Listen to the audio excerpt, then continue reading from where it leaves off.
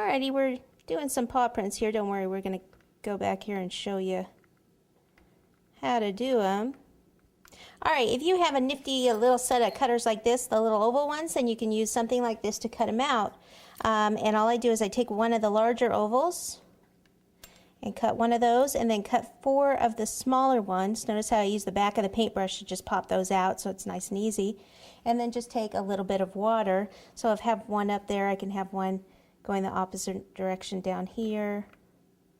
So the pad of the foot there, and then a little water here.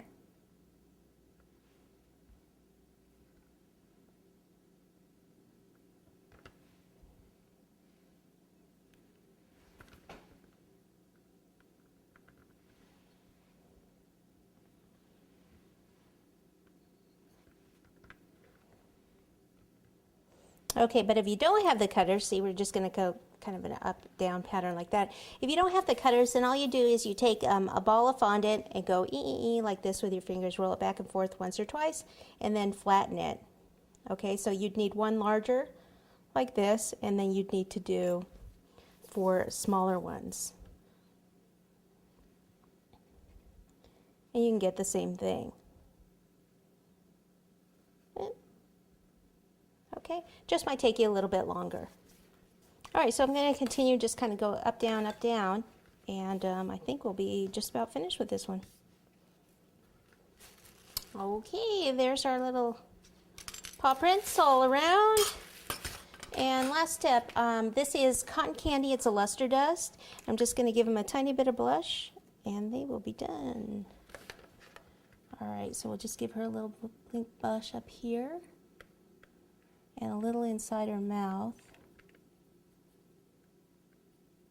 and on her tongue there. Okay, a little bit here. And give them a little bit right here. The only thing, actually, I have one more thing to do. Just need a little royal icing and do it right. Kiss me on her little pendant there. It's always something. All right, so for that, I need royal icing and a tip number 1, very small tip. So we just need to write really, really small. Can you see that over the tip number 1?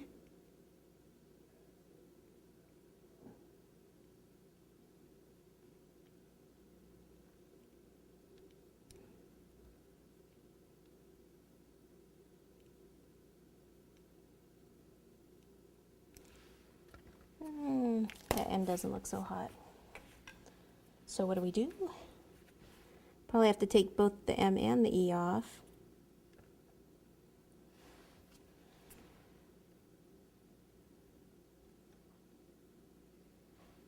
And do it again.